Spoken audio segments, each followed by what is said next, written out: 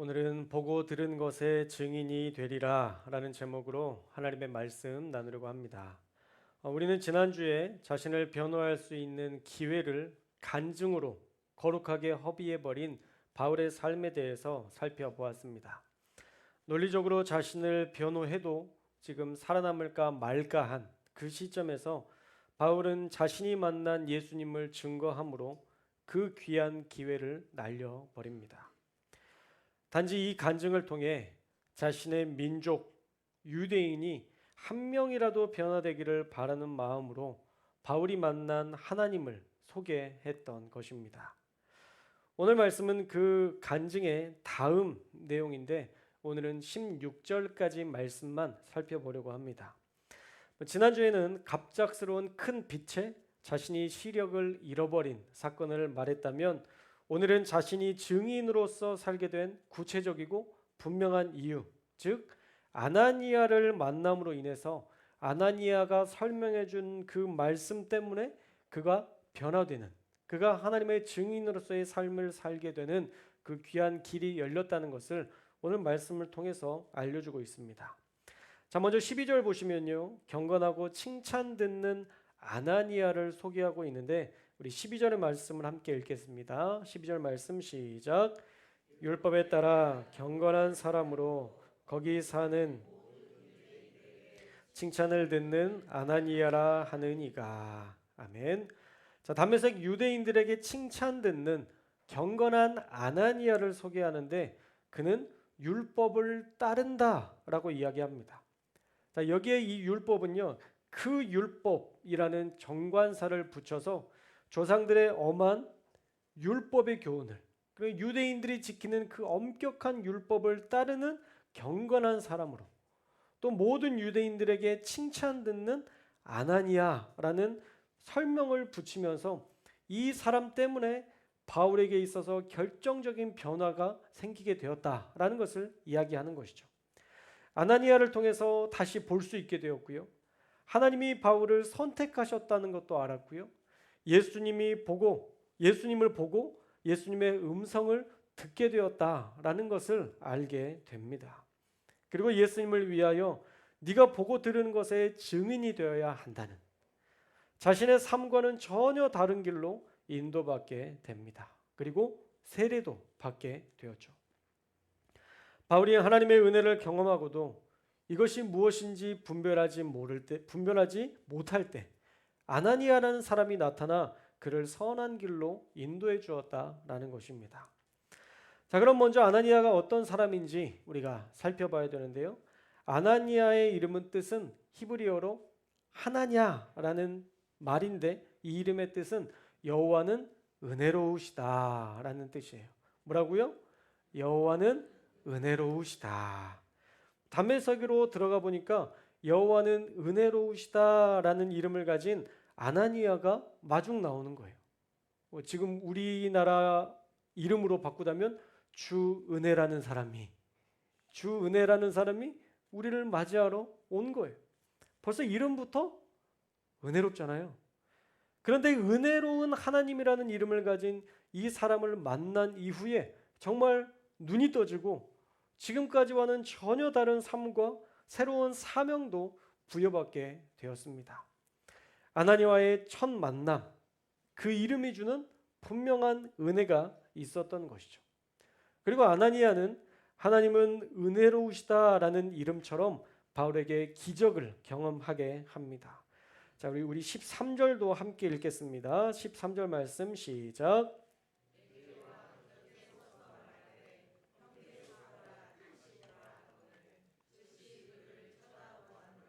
아멘.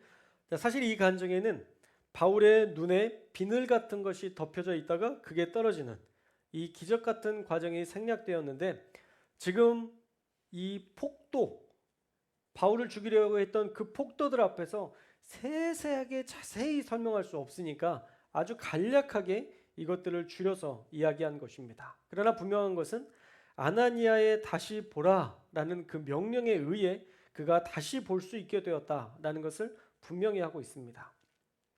큰 빛을 본 후에 잃었던 바울의 시력이 아나니아의 그 명령의 말씀 때문에 다시 회복하게 되었다라는 간증을 하고 있는 것이죠. 그리고 바울은 아나니아에게 하나님께서 자신을 부르신 이유를 구체적으로 들을 수 있었습니다. 자, 우리 14절도 함께 읽겠습니다. 14절 시작. 그가 또 이르되 하나님이 너를 택하여 자기 뜻을 알게 하시며 그 의인을 보게 하시고 그 입에서 나오는 음성을 듣게 하셨으니. 아멘. 바울은 아나니아에게 하나님께서 너를 택하시고 하나님의 뜻을 알게 하시고 예수님을 보게 하셨으며 그 음성도 듣게 하셨다라는 것을 확실히 알려줍니다. 그런데 지금은 바울이 간증하는 시간이니까 자신의 민족 유대인들이 복음을 들을 수 있게 하려고 이 간증을 할 때에도 신중하게 단어 선택 하나하나를 신중하게 결정해서 유대적으로 접근하는 것을 우리는 볼 수 있습니다. 자, 유대인들의 마음을 얻기 위해서 바울은 단어 선택에 매우 신중한데, 그리고 유대인들의 공감대를 형성하려고 부단히 애쓰는 모습을 우리는 살펴볼 수 있는데요. 먼저 14절 말씀에 우리 조상들의 하나님이라는 표현이 대표적인 예입니다. 보통 아브라함과 이삭과 야곱의 하나님, 여러분 이런 이야기 많이 들어보셨죠?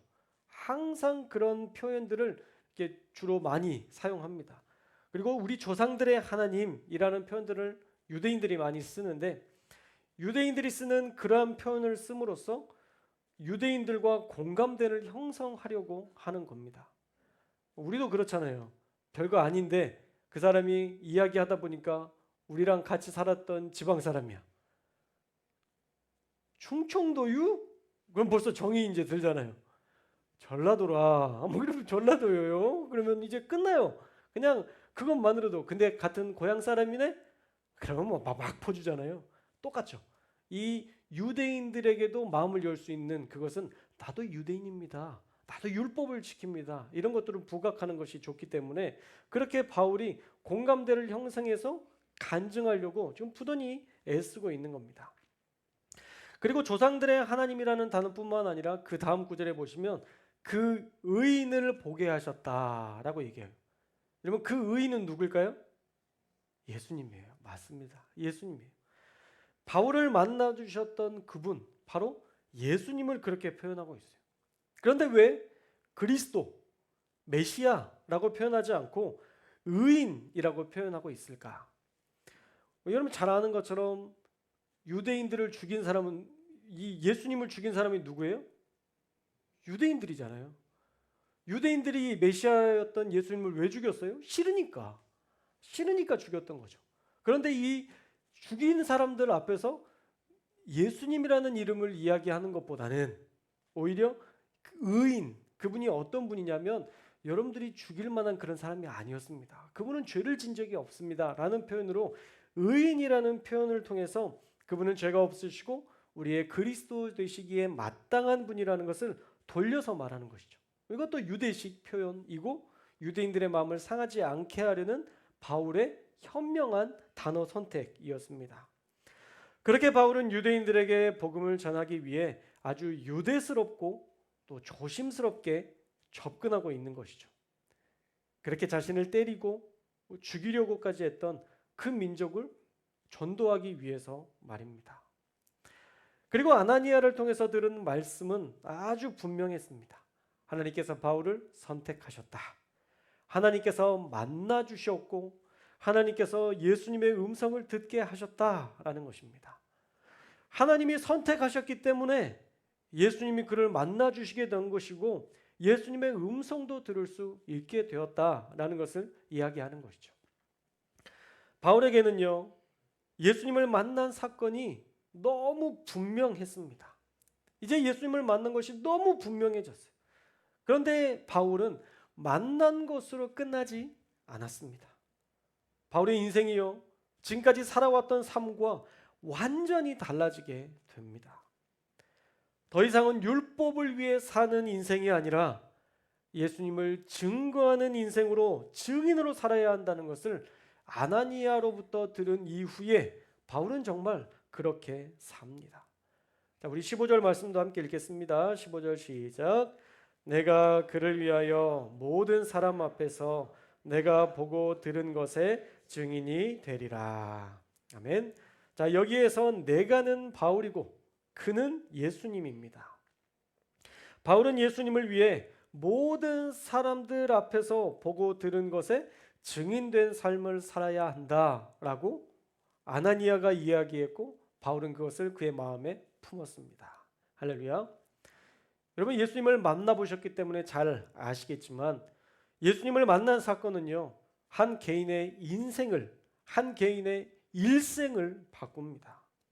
그 삶의 자리와 그 삶의 목적 자체도 바꾸는 엄청난 경험이 되는 것입니다. 그러니 보고 듣고 끝나면 안 되고 경험했던 그 첫 시작점에서 만났던 그 감격에서만 머물러서는 안 되고 우리는 마땅히 증인이 되어야 한다는 것입니다. 바울은 왜 복음을 전파하려고 했나요? 여러분, 예수님 만났으니까, 이제 사도 바울은 구원받았으니까 자기 개인의 믿음 지키고 살면 되잖아요. 필요할 때만 예수님 찾고 별 어려움 없으면 그저 내가 할 일을 하면서 여러분 그렇게 살면 되잖아요. 왜 저렇게까지 유난스럽게 믿습니까? 그런데 이 말씀을 보면서 이게 유난 떤다고 생각되는 것 자체가 사실 우리가 예수님과 동행하지 못하고 있다는 증거일 수 있습니다. 우리의 생각이 하나님으로 말미암는 영적인 생각이 아닌 육적으로 살고 있다는 증거가 될 수 있습니다. 예수님 믿는데 뭐 저렇게 유난스럽게 믿어? 여러분, 복음 전파는요, 한 영혼이 개인적인 구원을 받는 것처럼 보이지만 실제적으로는 하나님의 나라를 확장하는, 이것은 하늘에 속한 영역이고 지옥 백성이 천국 백성으로 영화롭게 변화되는 귀한 일이기도 합니다. 그러니 바울은 자신의 구원에서 만족하지 않았고 그렇게 맞고 고통당하는 전도자의 삶이라 할지라도 하나님을 위해 자기가 만난 예수님을 전하는 증인으로 살게 된 것입니다. 또 놀라운 것은요, 여러분, 바울은요 이방 민족의 선지자로 보냄받았기 때문에 이방인들 복음 전하면 끝났습니다. 그거면 됐어요. 그런데 왜 유대인에게까지 옵니까? 이런 수요의 말씀과 연결되는데요, 사도 바울은 어떻게 믿었는지 아세요? 지금은 이방인들에게 복음을 전하는 때이지만 이 이방인의 구원들이 다 끝나면 이제 유대인들을 구원해 주실 것이라는 확실한 믿음을 갖고 있었습니다. 지금은 유대인들을 통해서 그들이 주인공이 되어서 이렇게 되지만, 그렇다면 유대인들이 버림받게 되는 거냐? 그럴 수 없느니라. 그럴 수 없습니다. 이들이 다 구원받으면 이제 유대인들을 하나님께서 구원하실 것입니다. 그리고 실제적으로 하나님의 그 음성을 들었기 때문에 그는 그렇게 유대인에게 복음을 전하기 위하여 죽음의 자리인데, 그 모든 사도행전의 그 선교여행 3차 전도여행을 마친 이후에 그는 유대인들을 전도하기 위해서 죽음의 길이라 할지라도 하나님이 말씀하셨으니까, 유대인들이 나를 받아주지 않고 나를 때린다 할지라도 하나님이 말씀하셨으니까 나는 복음을 전하러 갑니다. 여러분, 그런 마음으로 지금 예루살렘에 왔던 것입니다. 아나니아가 전해준 그 말씀을 통해서 바울은 정말 위대한 복음 전도자로, 예수님을 전하는 증인으로 살아가는 첫 걸음을 내딛었고, 그의 마지막까지 복음을 위해 살다가 단두대에 목이 잘려 죽는 그런 순교의 마지막 여정까지 그는 순전하게 보냈던 사람입니다. 아나니아는 바울이 확실하게 예수님께 속한 자가 되기를 소망했고 그에게 많은 것을 가르쳐 주었고요, 마지막으로는 세례를 권유하기도 했습니다. 자, 우리 16절의 말씀도 함께 읽겠습니다. 16절 시작. 이제는 왜 주저하느냐?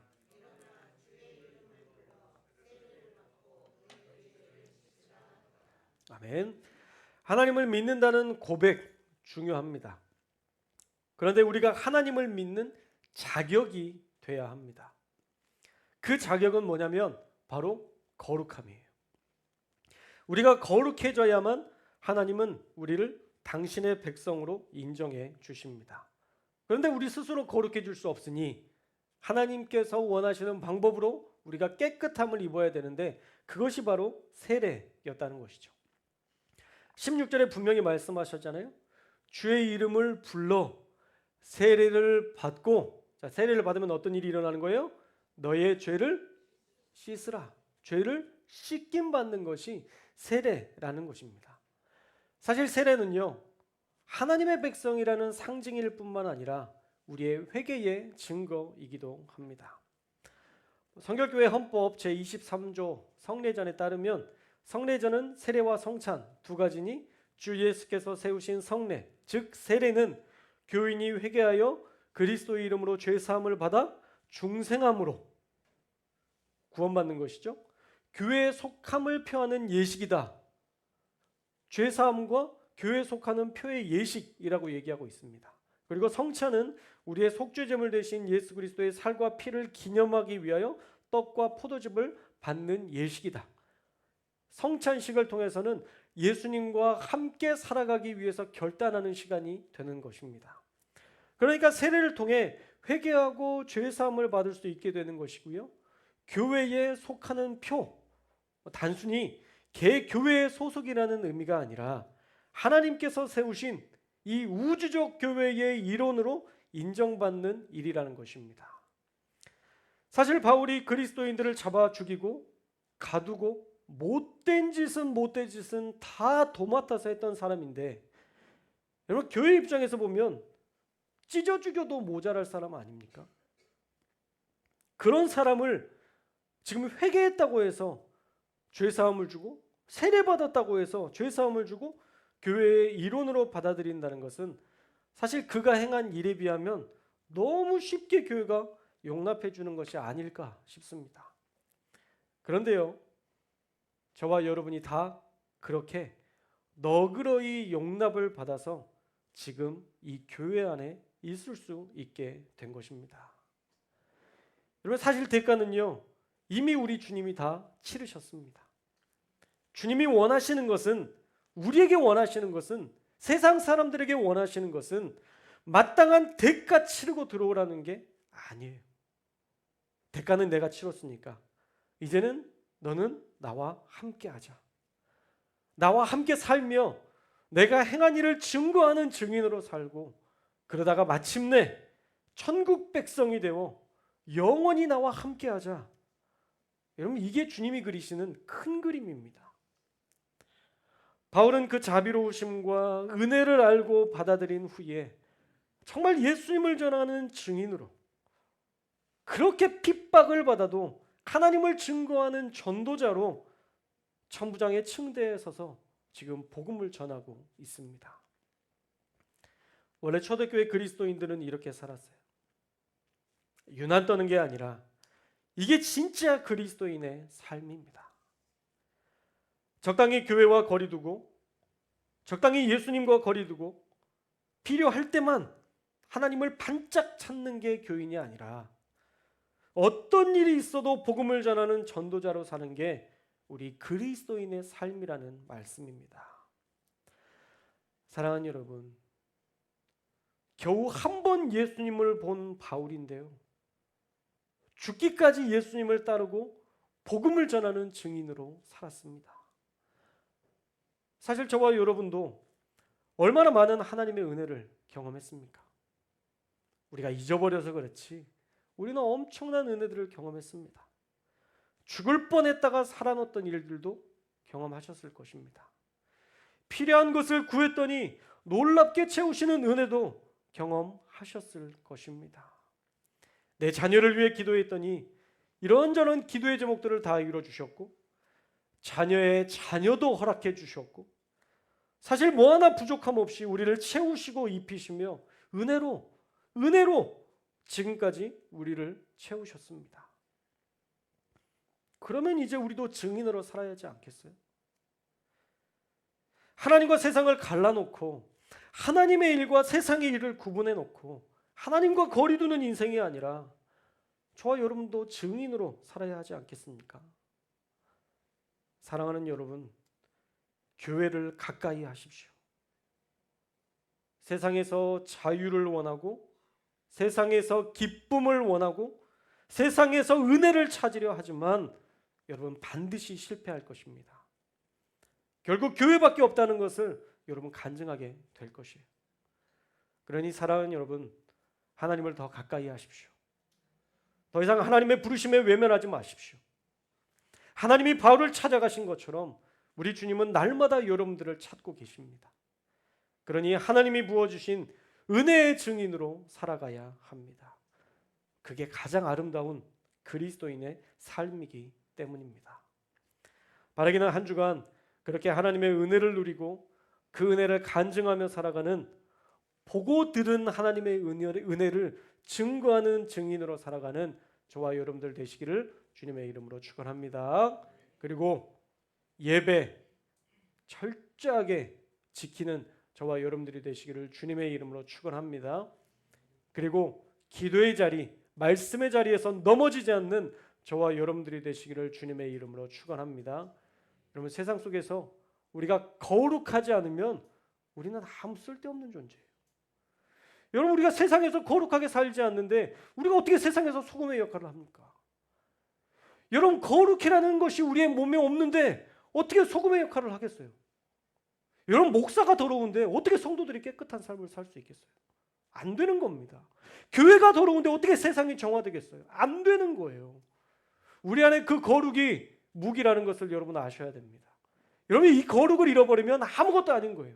다만 땅에 버려져 사람들의 발에 밟힐 뿐이니라. 그것이 성경이 증거하는 증거입니다. 우리는 세상에서 빛이 되어야 되고요. 우리는 세상에서 소금이 되어야 합니다. 거룩을 잃어버리니까 아무것도 안 되는 거예요.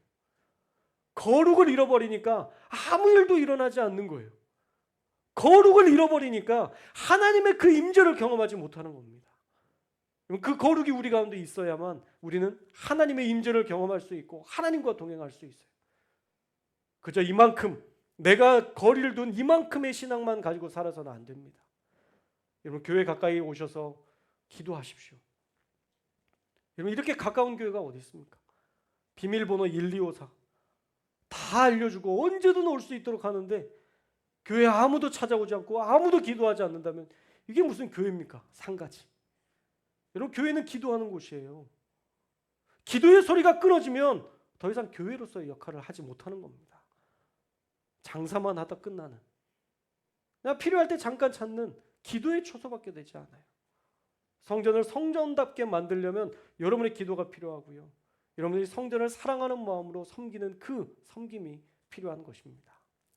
한 주간 하나님을 더 가까이 하고 하나님이 우리의 삶의 주인이라는 것을 사실을 믿고 기도 더 많이 하시고 그 기도를 통해서 하나님의 기적들을 더 많이 경험하셔서 하나님이 우리의 삶에 어떤 분인지를 세상 속에서 증거하는 증인으로서의 삶을 살아내는 저와 여러분들 다 되시기를 주님의 이름으로 축원합니다. 기도하겠습니다.